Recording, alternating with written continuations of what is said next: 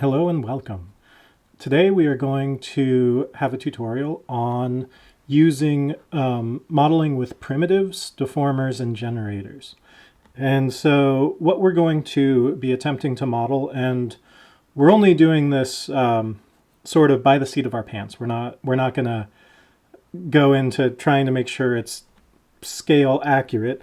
But what we're going to be looking at is the Planet Express tower from the TV show Futurama, right? We're not going to do all of these little details on here, but we're going to get the main structure down and explore some of the tools we can use in Cinema4D to do that. We're also not going to have the words Planet Express on there, but we will make that railing. Okay, so let's go into Cinema4D. If I can get to Cinema4D, there we go. Let's go into Cinema4D and we're going to start modeling things with primitives.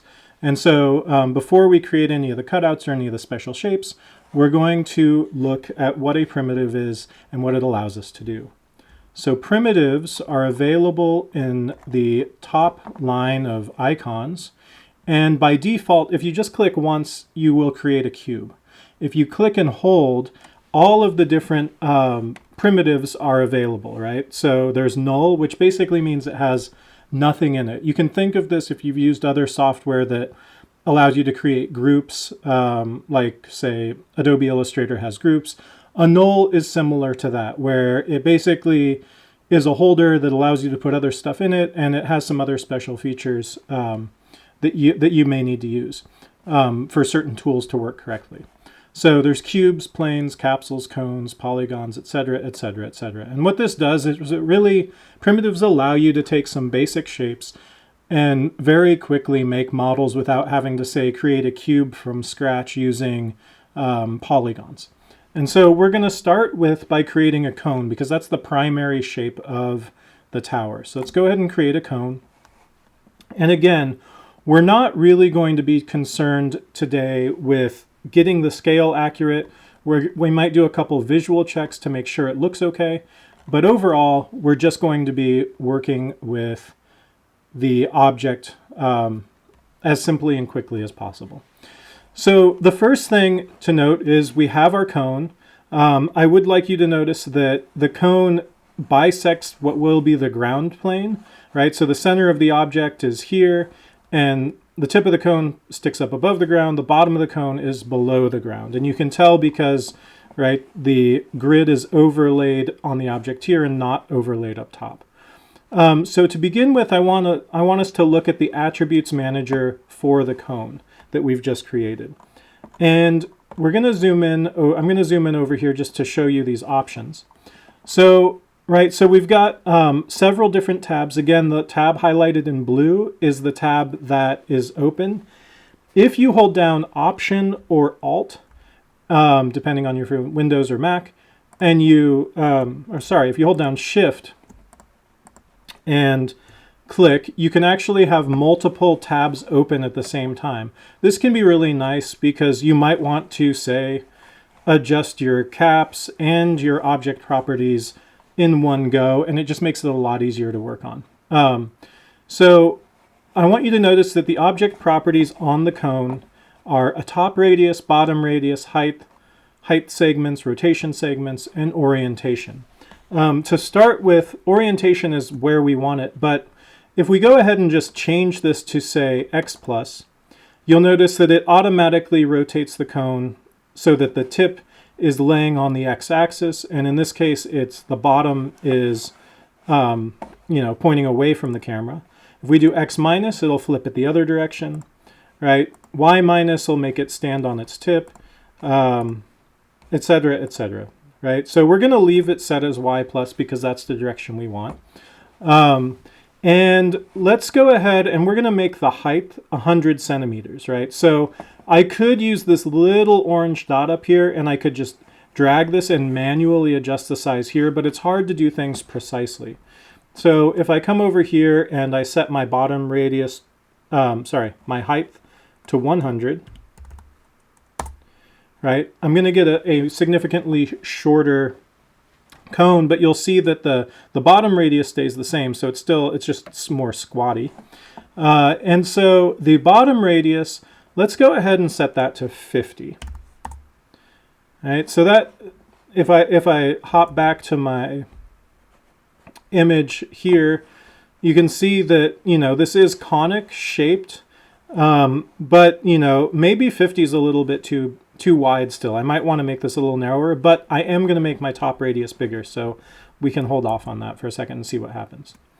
And so, so the top radius, right, currently it's 0, which means that this comes to a perfect point at the top, a single point. But let's go ahead and make our top radius 30 centimeters, right? And so this broadens that top surface while we still have this lower surface that's down there. And so if I look at this again, that seems pretty good as a place to start. The nice thing about primitives is that you can continue to modify all of these settings and tweak things as you go forward with the modeling process. So the next thing that we need to do is to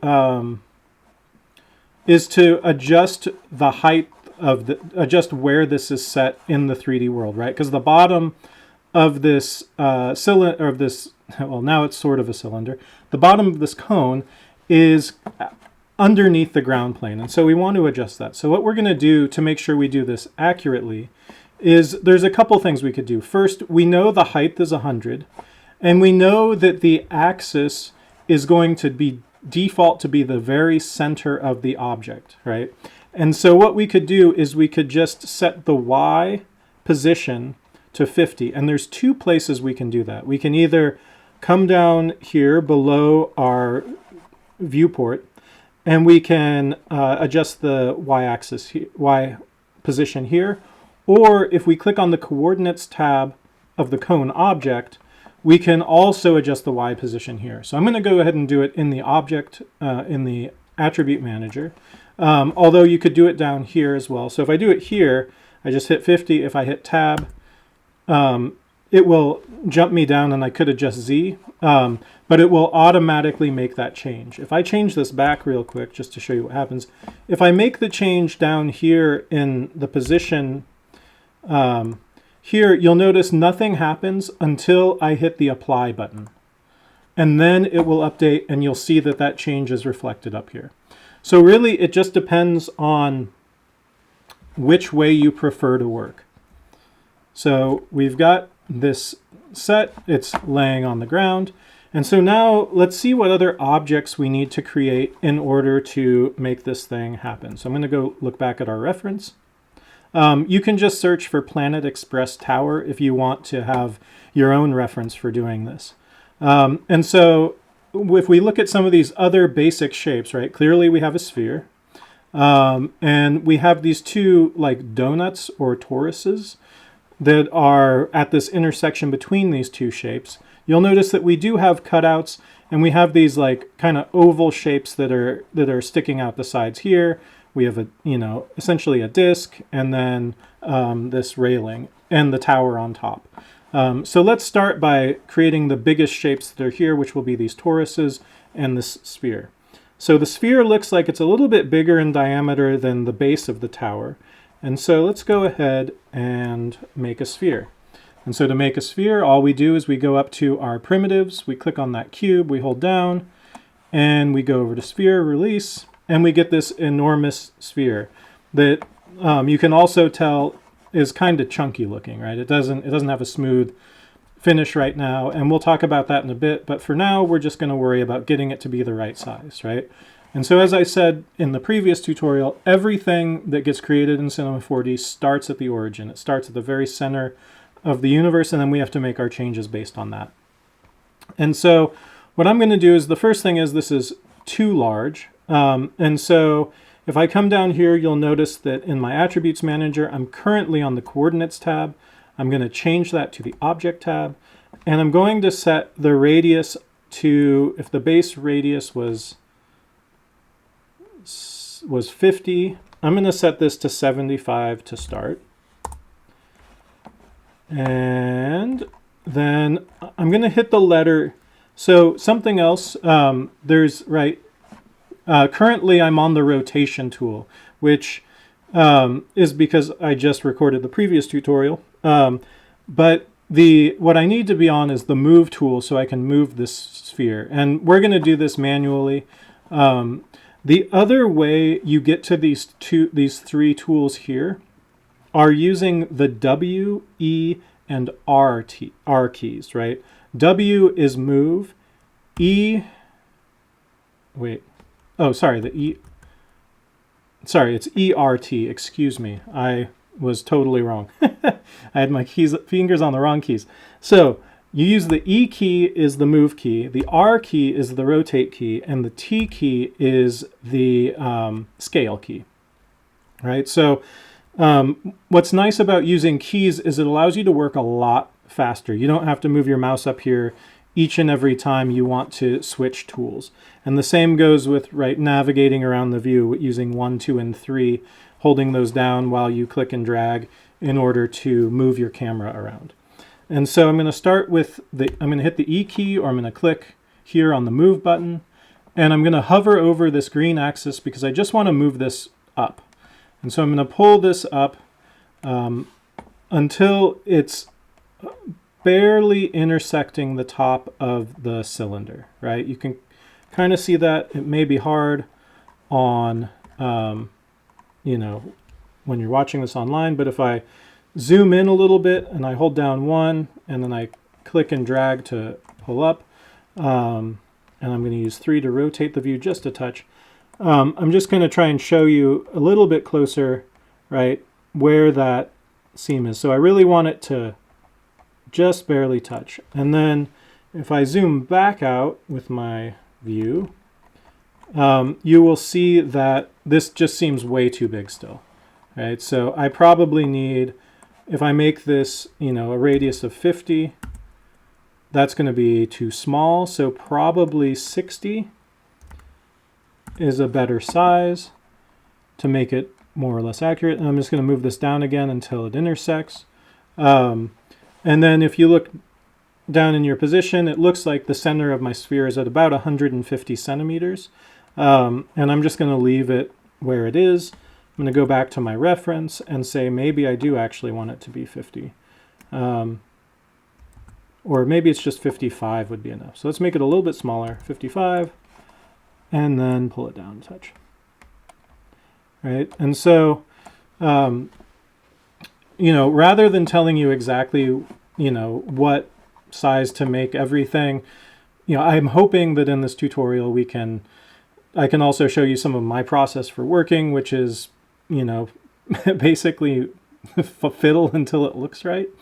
So let's go ahead and create some more objects. Now, but before we do that, you'll notice that the sphere looks pretty chunky. And so something that often helps when you see this is like, oh, it doesn't look very good. If we go up in our viewport menu, which is this little menu line right above the viewport, if I click on display, there's several different options for display, right? There's Gerard shading, which is what we have now. There's Gerard shading lines, there's quick shading with lines, constant, blah, blah, blah, blah, blah, hidden line, and lines.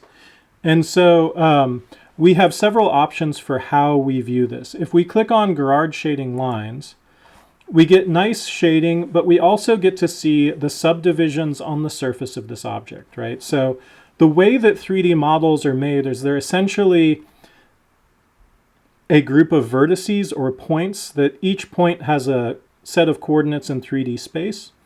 And then they essentially draw lines and draw polygons and, you know, fill in polygons between those lines around the surface of this object. And so this is showing us how many polygons we have. And when we're dealing with primitives, the way we increase or decrease that number is with the number of segments in the attributes manager. So if I crank the number of segments on this up to, say, 36, and I can either hit tab or I can just click somewhere in space, you'll notice my polygons get a lot smaller, and the surface of this object gets a lot smoother. Right? So we're going to leave this set with 36 subdivisions.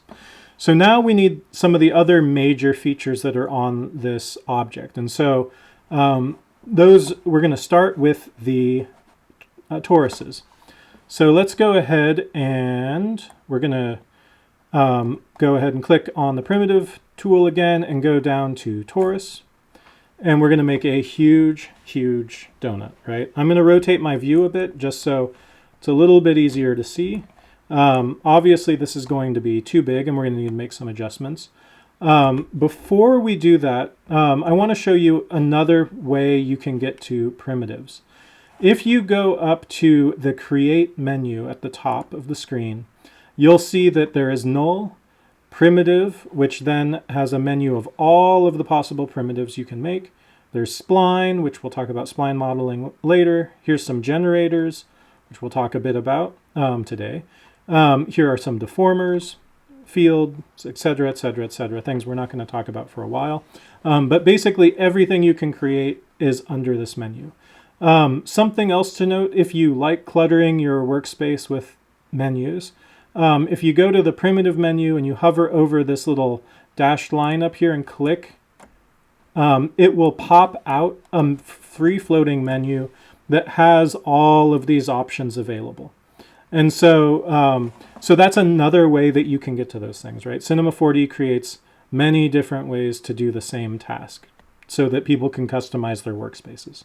So I'm going to close that. I still have the torus selected, and I'm going to go to the attributes manager, and you'll see that, you know, there's under the object tab, there's several options here. There's the ring radius, the ring segments, the pipe radius, and the pipe segments. So the ring radius controls the radius of essentially how big is this, you know, is this object. The pipe radius controls how big around is, right, is the donut, right? Is the donut, how round is it in this way? And the pipe radius is how, or sorry, the ring radius is how big is it in this direction. So the first thing we want to do is our pipe radius is way too big. Let's go ahead and make that, let's say 10 to start with. That looks like it's much closer to what we want. And then obviously our ring radius is going to be way too big. And so if we look at our reference really quickly, we'll see that there's one ring that's a little bit bigger that nestles up against the bottom of the sphere, and one ring is a little smaller that nestles up against the top of the cylinder, or sorry, of the cone. So we are going to go ahead and start with this. I know the radius of the top of the cone is 55. So I'm going to go ahead and make this first one 55. Or, yeah.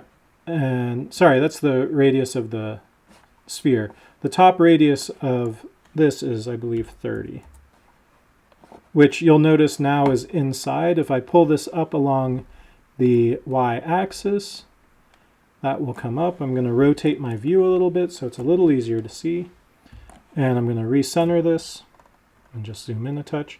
You can also, to zoom, you can use, if you have a mouse, you can use the scroll wheel on your mouse to zoom in and out, or 2 fingers on your trackpad will do the same thing, sliding up and down, as well as, you know, holding 2, clicking and dragging does the same thing. So this radius ring is still too big at 10, or the pipe radius is still too big, so I'm going to make this, I'm going to go down to 5. That looks a lot better. I'm going to bring this thing up. So I've got this one ring here. Now, something you can do in Cinema4D, so rather than, it would be kind of a pain in the butt to just go up and create a new, come up here, create a new torus, and set all of these settings again. What I can do is I can copy and paste this. And there's a couple ways I can do that. I can either use, on the Mac, I would use Command C to copy, Command V to paste. On Windows, I would use Control C to copy, Control V to paste. So if I hit, since I'm on a Mac, Command C, Command V, I can paste it, and you'll see in the hierarchy up here in the Object Manager, you'll see that I have now torus and torus.1. If I undo that, another way that I can copy something is if I hover over one of the axes and I hold down the Control key on both Mac or Windows, click and drag, I can create another copy and move its position at the same time. right? So again, there's multiple ways to do this. I still get this torus 1 up here. And so now that I have this other one, I'm going to make this ring radius a little bit bigger. And there's a couple ways I can nudge this size up, right? I don't know if it needs to be 40 or 33 or whatever. So I could either use one of these orange rings to increase the size here. You can see that, that's starting to adjust. And that actually looks pretty good. It's actually basically 34 centimeters. You can also move up and down by 1 unit by clicking on these little arrows on the side. If I click and drag up and down with my mouse, I can slide through a lot of values rather than clicking repeatedly. And so those are other ways to quickly change the scale of something. So I'm just going to make this 34 just to make it even, and then I'm going to rotate around my view and just see, and I feel like that looks pretty good. Now, at this point, we're getting pretty far along in the modeling process, and we're starting to, get several objects, and all the objects have these default names. I'm going to, again, zoom in up here on the object manager or the hierarchy here so that we can see, right? So this is our scene hierarchy, right? And for most of what we're doing with modeling, the order of these main objects doesn't matter. There's certain times when you get into animation that the order can really matter in terms of what happens first, because then you get lag or like weird things that happen in your animation if they aren't ordered correctly. But if we're just modeling, the hierarchy doesn't really matter. It's just more an easy way to organize things. So you can imagine if, say, you have 100 toruses in your scene, pretty soon you're not going to know which torus is which. And so you can rename any object in your scene. And so let's go ahead and start doing that so we have some sense of what these things are as we go forward. So I'm going to go ahead on this base cone. I'm going to double click on the name. And I'm going to rename this tower base. Then for the sphere, I'm going to just call it tower,